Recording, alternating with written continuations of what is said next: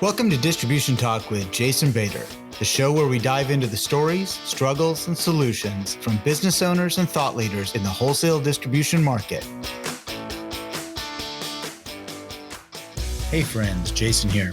During this holiday season, I wanted to take an opportunity to re-release some of the most popular episodes of Distribution Talk. I recently caught up with Lincoln Smith, Chief Strategy Officer of HMI Performance Incentives. Although most people associate loyalty incentives with customer programs, now would be a great time to look at shoring up the relationship with internal associates. Distributors are not immune to the great resignation going on in North America. I would hate to see associates jump ship for a couple of bucks per hour when we could design non-monetary performance rewards to keep them engaged. Furthermore, I think that 2022 will be a great time to double down on increasing market share. If you have the inventory, you're in a great position. Loyalty incentives are just another arrow in your quiver. Lincoln has been a great resource to my clients over the past 18 months, and I hope you enjoy this conversation. This episode is brought to you by HMI Performance Incentives. In today's economic environment, distributors need to invest in innovative sales and marketing strategies. Loyalty incentive programs are used by small to mid-sized organizations each and every day. Last year, I had the opportunity to do an episode with their Chief Strategy Officer, Lincoln Smith. One of the things I enjoyed about our conversation was that I came away with a sense that HMI really understands how these programs can help distributors. You can learn more about HMI Performance Incentives at www.hmiaward.com or connect with them on LinkedIn at HMI Performance Incentives. Be sure to let them know you heard about them from me, Jason Bader, on the Distribution Talk podcast.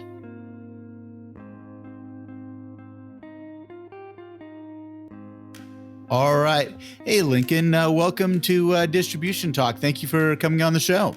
Thank you very much, Jason. It's my pleasure for being here. I appreciate the invitation. Well, I think that, some of the things that you and your organization offer are very interesting to my listeners. And so, let's dive right into it. Give me a little history, if you could, just talking about how you got interested in loyalty programs, incentives programs. And, you've been in this a long, long time, as I noticed. So you've probably seen the good, bad, and the ugly. And if you wouldn't mind, give us a little history lesson. So I started in the incentive and loyalty space with the HMI Performance Incentives back in '96, believe it or not. And originally grew up in California and Ohio. HMI is actually based out of Boston. We were founded in Cambridge, believe it or not, in 1980. So the organization has been around 40 years now. But I came in and started in 1996. And the reason I got introduced to it is Paul Ferreira, who's the founder of HMI Performance Incentives, is actually my uncle. So I had already had, growing up, an admiration and an interest in this really exciting industry of recognizing and motivating people and customers for a job well done. So anyhow, I had been kind of introduced to it for quite a period of time, not knowing that this would be a profession of mine. I was in my senior year of college, and I was a psychology major. And I realized that, I have no interest in pursuing that as a profession, and really wanted to get into the business world. So anyhow, I ended up contacting my uncle and moving out to Boston in 1996. It was going to be a temporary situation for maybe a couple of years to get my feet wet and learn business. And, when you know it, I fell in love with the industry and got my MBA and left the company for a couple of years, and then worked for a consulting company out of Colorado, and then ended up moving back and starting my full-time career at HMI in 2001.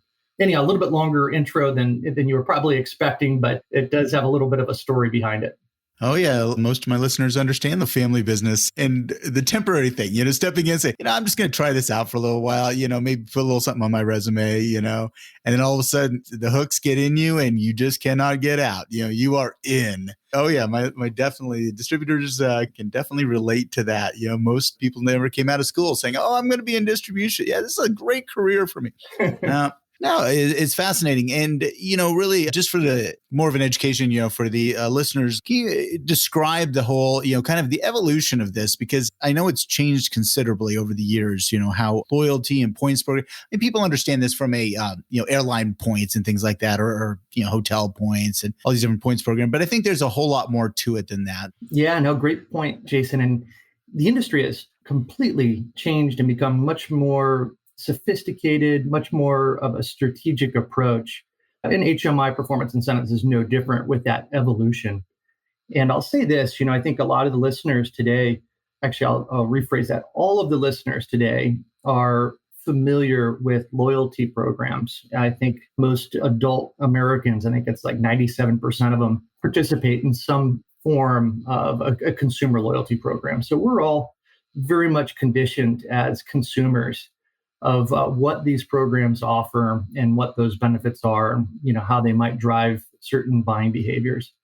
But back in 1980 and over the years, we've evolved to being again much more consultative and much more strategic with what our program rule structures are, what are the goals and objectives, what kind of communications and business rules need to be applied in order for someone to earn some type of benefit. Again, in the old days, it was kind of do this, get that, very simple. Maybe reach $100,000 in purchases, and I'll take you and your spouse on a travel experience or a group incentive travel program. Mm-hmm. Whereas today, it's moved into a lot more data analytics, reporting, being able to communicate and engage with your customer in a much more meaningful way, tying in your suppliers or your vendors to help support the program and message. And it's definitely become part of a business strategy opposed to just a reward strategy. It just dawned on me as, you had mentioned, you started out as a psychology major, and that's a tremendous, even though you chose not to practice, in psychology, I think that this is honestly right up your alley. I mean, it really does dovetail here. I mean, you're really talking about motivation, changing behaviors. And that's, at least to me, perhaps me, the uneducated one about these things, it seems to me that that's really kind of a phenomenal tie-in. And again, maybe your uncle saw that and you just didn't at the time. Who knows? Right. Yeah, no, definitely. This industry has a psychology element to it. And what we call or refer to it as really behavioral economics. And, there's been a lot on the psychology of a customer or a consumer. And we're all, behave irrationally in our buying decisions. And a loyalty program and proper framing and messaging can really help influence a desired behavior. And so that psychology background definitely kind of gets pulled into, my perspective and how I work with a lot of our distributor clients today. Gotcha. I was actually thinking about, I think those airline incentives, getting up to certain levels and miles and things like that. I mean, if you step back and really think about that, what a very odd behavioral, state. I mean, I was thinking about a good friend of mine.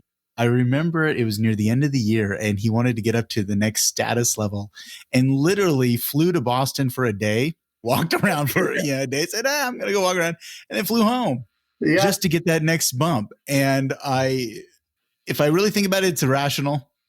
But if I stop for a second, I'd probably do it too. That's the weird part about that. So I think, yes, there is a lot of motivational view of any type of loyalty program. One of the things you had mentioned early on was the perception here was buy this, get points. And that was really a very basic cause and effect type of relationship there. But today, these are much more sophisticated programs. And I think we also equated these more with B2C types of transactions previously. But now the B2B is very, very prevalent. Could you talk about more some of the sophisticated, what's going on in the industry? It's much more sophisticated. Most definitely. And I know most of our listeners are in distribution and wholesale.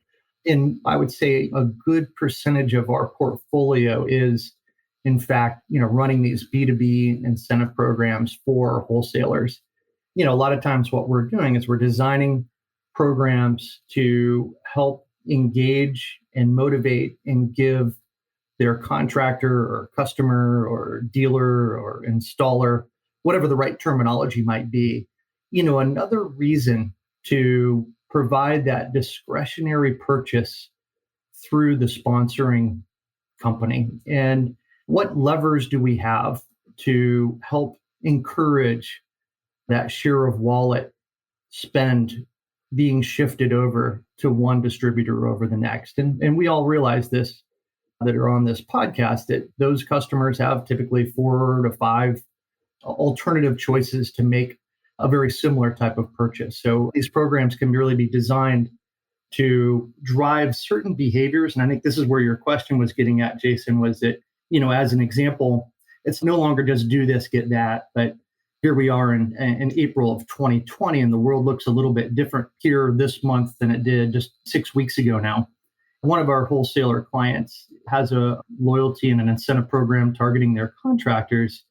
And one of the behaviors that they really wanted to drive was really adoption of their e-commerce and their omni channels. And so, what it is it allows us to design rewards or incentives. In this case, they would earn double or triple points for those purchases that were going to be driven to their e-commerce site. So a lot of that had to do with adoption of a new technology and then driving a new behavior for them to get comfortable working with that distributor using their e-commerce platform and delivery method. So that's one example. Yeah. Again, most of us equate it to product based, that Right. we get points for products, but, what you just shared with us, and now my mind's, running a little bit here, is that not only, the change of behavior to move over to an e-commerce play, but, gosh, I can start thinking about, well, we have different delivery services, or we have, if you pick up at my place and essentially lower my transactional costs, reward you with X. I mean, so yeah, I can just see that, wow, there's all kinds of different things that we could do here. Exactly. And I think where you were kind of pulling on that is, at the end of the day, distributors are looking for opportunities to differentiate themselves, to create a stronger relationship with their customers, and then drive behaviors that are in the interest of both the contractor or the customer and the wholesaler himself. So, I think you and I were brainstorming the other day, Jason, on, how to increase, margin enhancement. And Yeah. a good loyalty or an incentive program can absolutely help, achieve that. And one of those examples is maybe it is getting that behavior to make more purchases online can help contribute to that. Another example is setting up a rule structure or criteria that have to do with maybe product bundles, would be another way of encouraging and enhancing the bottom line margin. I would say this is maybe the more popular one that we see in wholesale programs, is really taking a look at your customer profiles. And there's a misnomer of running a loyalty or an incentive program, and everyone feels that the only customer base that matters is your top customers, or that top 20% that's producing 8% of your volume. And I'm not suggesting that that's not an important customer base. They certainly should be treated and communicated and offer benefits. But we find that a lot of margin enhancement and sales growth really can come from that middle 60 audience that oftentimes gets less attention from the wholesaler sales teams, maybe for some marketing. We could really help out with margin enhancement and increasing sales by really designing a program that engages that audience. And they usually have a lot more share of wallet to shift. So if we design the program properly, that could be a huge win, for an organization in any economic environment. Yeah, I mean, if you look at it, well, first and foremost, that top 20%, generally speaking, is not high margin. I mean, there's this inverse proportion, greater volume, lesser margin, at least from a percentage standpoint, not margin dollar standpoint, but from a percentage standpoint. But if you look at that middle 60, that group there, that more often than not, the percentages on average are higher. And if we can drive more volume through them, then yes, we're going to see greater gross margin dollar capture through that. So no, I absolutely agree. And I think really targeting those would be a tremendous strategy. And again, with data, here's the thing is, you and I both going through our careers, we've kind of been around this a little while, that now we have so much more access to that, and we can pull those people and we can find those customers that we want to target where there is opportunity. Perhaps, one of the things I love to look at is, fancy term is gap analysis. I kind of look at it as an opportunity to support just how many product categories is this particular customer participating in. They pay you well, they're a good customer, but maybe they're participating in 5 or less, 6 or less categories, where why couldn't they participate in 10 or greater? And to me, it sounds like this is where some of these incentives can come in, again, through a data-driven process, and you all can design something that would push us in that positive direction. Yeah, no, absolutely. Thanks for bringing that up. In all honesty, that's also part of the evolution of the industry. And, our approach over the years is absolutely data first, be data driven on it.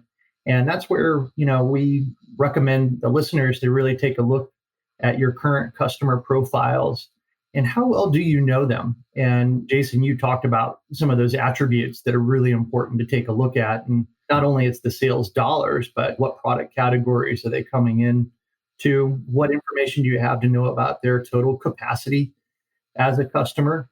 And then be able to identify where that true upside might be for each customer, and then design a program that'll help influence those desired behaviors. And again, it could be product shift, could be just increased in sales. All of those elements are critical. And I wanted to mention one other thing on that other topic we had is that when we talk about that top 20 or middle 60, when you do take a look at the data and you do analysis of your customers, we call that top 20, more of a defensive type of play. Those are your bread and butter. You have strong relationships. You're counting on them for this year and many years to come. So defensively, you want to have an incentive strategy that really recognizes and rewards them and furthers that relationship. And we call that a defensive opportunity or play there. And then the more offensive, again, is going after that middle 60 or even maybe that bottom 20 if we felt like that was an important area to focus in on it. And that's where we get really aggressive going after that audience.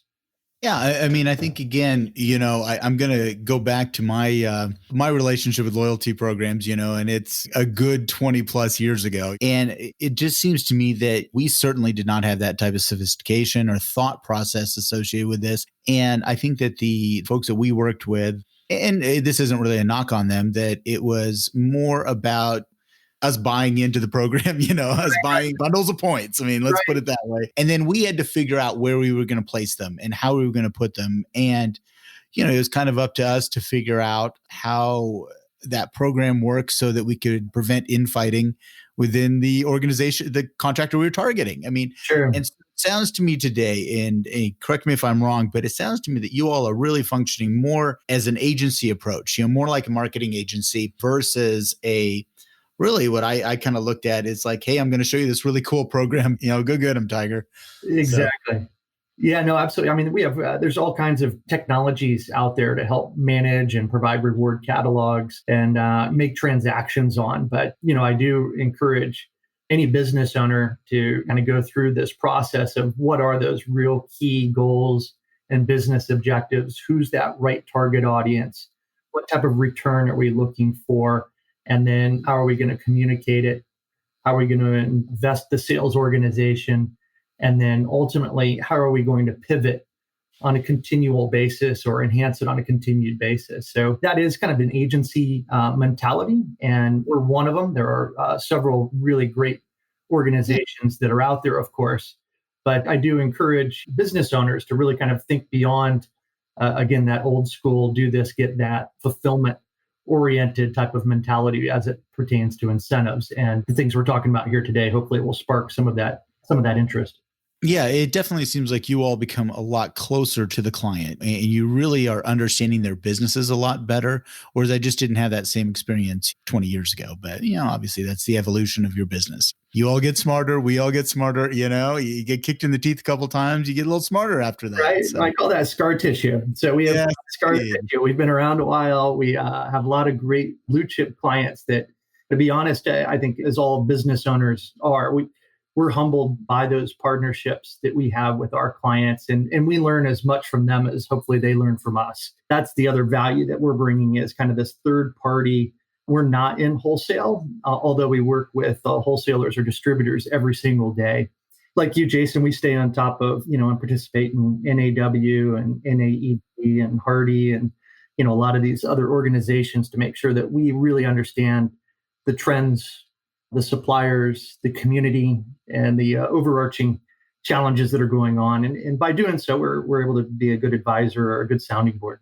Speaking of that, and it's a great segue there, actually. There was, a couple of months ago, you posted an article. You had attended the NAW conference back in DC, and something I used to attend years ago. And you took away some insights. And I read the article over and I thought, wow, these are some pretty nice job. I was like, wow, this is pretty good. So I'd love to, if we could take a few minutes to just talk about some of the things that you took away from that meeting. And I guess for our listeners, NAW is the National Association of Wholesalers. It's the large lobbying entity, essentially, of the wholesale community. But yeah, some of the things that you talked about here. I mean, I think one of the more interesting things that I picked up, though, was looking at the service. Right now, we have the commoditization of availability and delivery, but services, right now, they're bundled in, and you're suggesting we got to pull them out and really shine on service as a separate value proposition. So please, if you wouldn't mind. I'd love to take credit for that idea. And I'm sure a lot of the listeners have kind of heard the importance of that. I was kind of inspired by Ian Heller, who was one of the keynote speakers for that particular event. But we did do a lot of breakouts, and I've talked to a lot of other wholesalers. And again, we all realize that we are all trying to differentiate ourselves. We're trying to compete against any big marketplace, i.e. Amazon Business or the commoditization of our products. And I think what we find is that most of the wholesalers that we work with have a tremendous amount of added value services that they provide their customer base, but a lot of times they haven't done a really good job of communicating those services. And, one of the observations that came really kind of clear to me was that wholesalers do need to take stock and inventory of those services and that value that they do provide their existing customers, and make sure that they are on their website. And inevitably, if they have a loyalty or an incentive program, make sure that those are integrated as part of the communication of why to do business with you, and maybe even reward them for taking advantage of those services in some fashion. Again, I think that a lot of wholesalers discount that value, and I think that they could do a better job of highlighting it in a myriad of different ways. Yeah. I mean, one of the things that you touched on, actually, maybe it was in the conclusion, was adding a services tab to a website. Most people have products, of course, and who we are, et cetera, but services, and really highlighting those services. And I thought that was, again, this, 2x4 to the back of the head moment, it's like, oh, missed that one, Exactly. We all do it, but we don't do a good job of putting it in print, do we?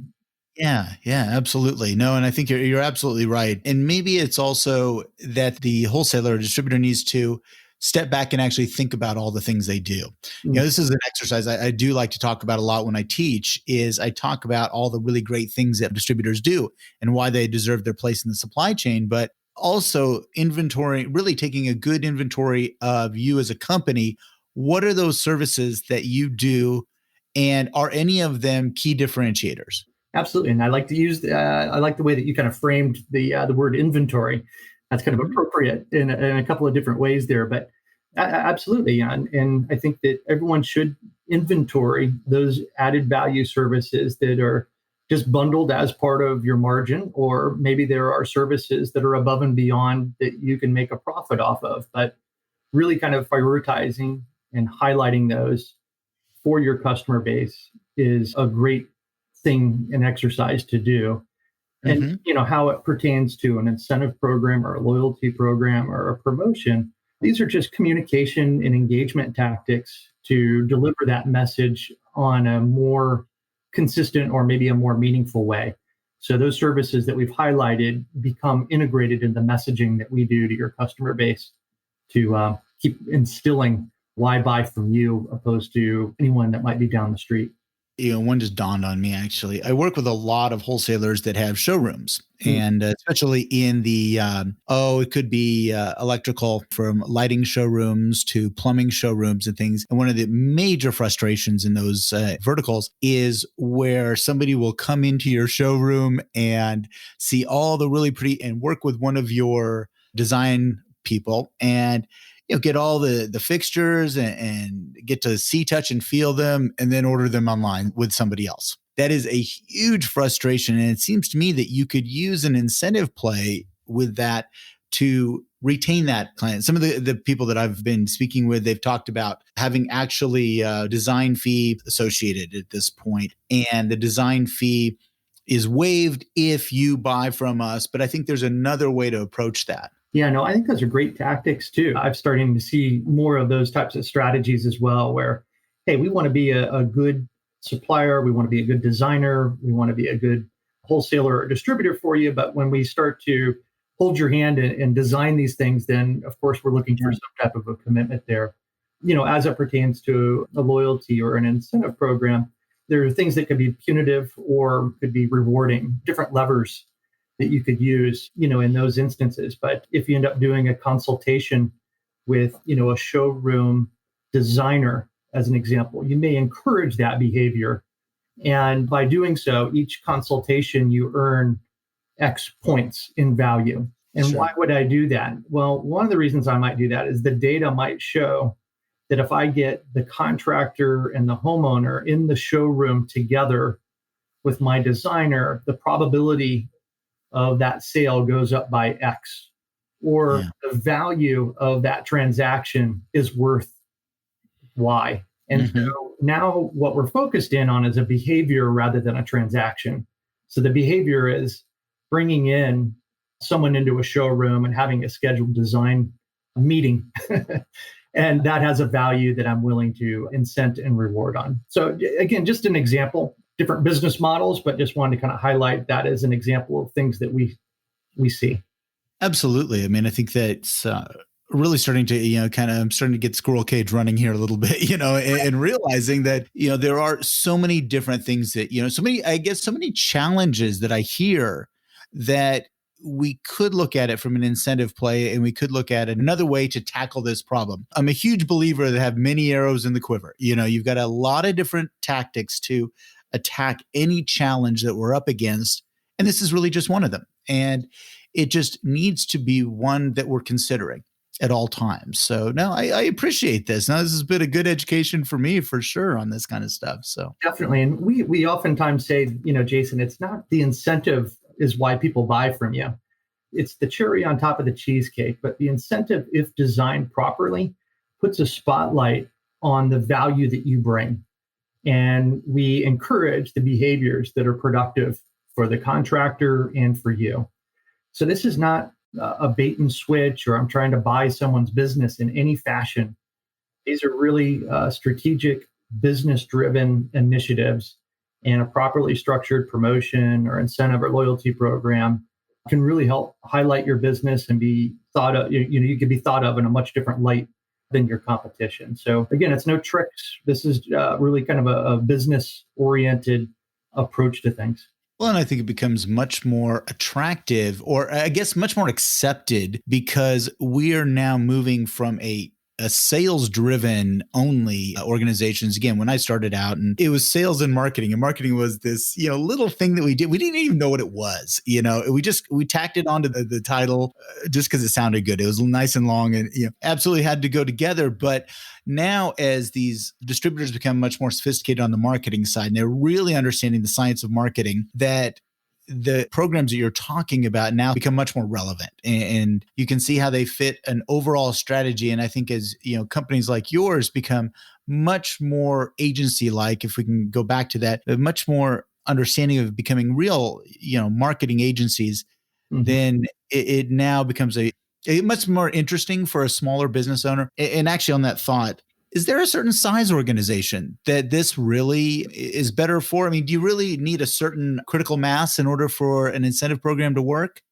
No, is the short answer, I suppose. We work with organizations that might be 5 or 10 million in annual revenue with a couple of different locations. And then, we work with $500 million large national wholesalers. So we do run the gamut. What we do is we treat obviously each opportunity exactly the same. The scale is a little bit different. But I think your point, Jason, is that you don't have to be a large entity with a lot of volume to effectively run an incentive program or promotion or loyalty program.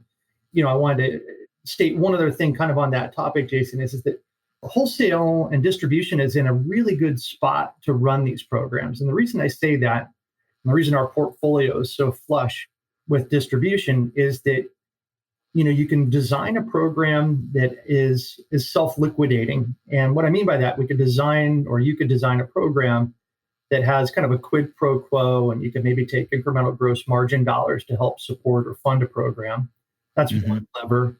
But the other reason that it's so nice to be in distribution is that you have vendors and suppliers that are oftentimes eager, I use that word again, eager for wholesalers to be a little bit more strategic with how you might highlight those brands or those key vendors. So co-op utilization can be used to help support these in some fashion if designed properly. And then we oftentimes see additional marketing development funds also being raised. And again, if you're data driven and you have a real clear objective, and we go to not a wholesaler, but your vendors, oftentimes they will come up with additional support to help finance these types of initiatives. And I'm not speaking out of school here at all. I have some wholesalers that I've worked with where they've had, over 100% of their total spend covered. And then, more novices or first-time users, maybe it's 5, 10, 20% of the overall investment is being offset by their vendors. So it doesn't matter your size, to get back to your question, but we or you can look at how to fund these regardless of your size in a lot of different ways. Fantastic. That's a good message, because I think, again, we always get these perceptions, that only the big can advertise, only the big can do e-commerce, for example. And now with technology, and only the big can video conference. No, not anymore. We're all pretty good at that now. And so I think that that's one of the myths that you have to dispel, is that only the large entities can put together incentive programs like this. And as you said, that's clearly not the case. There's lots of ways to go about this. And it sounds to me like you all are very adept at coaching through that process. Exactly. And one of the things on the smaller end, what we found is we call them promotions. So it could be a sweepstakes contest, games of chance. But again, those could be fixed budget initiatives that will really kind of create a lot of buzz and a lot of excitement, shift a lot of buying attention for a certain period of time. So again, not every strategy has to be, a 5-year ongoing commitment. These things could be looked at a lesser budget and a lesser time frame, and they can be really effective for you. So never discount those. And again, those can be designed and deliver some really great results. Well, Lincoln, I truly appreciate this conversation. We've been going at it for a little while here, and I think we got to come to a close. But how can people come find you? Because I think they do need to learn more about this. Yeah, no, absolutely. It's been fun. I feel like we were just scratching the surface. I might have to get back again. Happens every time, my friend. You can always find HMI Performance Incentives at hmiaward.com, and then LinkedIn. Happy to have a conversation, and that's what it is. It's be happy to be a sounding board for any wholesaler or manufacturer that just wants to have another perspective. Happy to give it. Great. All right. We'll definitely link all that information in the show notes. And, Lincoln, it's been a pleasure, man. As you said, we only scratched the surface, but really enjoyed the conversation today. Certainly. Yeah. No, Jason, you're an absolute pro. I've been following you for many years, and I'm just honored that you invited me to have this conversation today. So I look forward to many more. All right. Well, you take care. Thanks again. Thank you so much. Thank you for listening.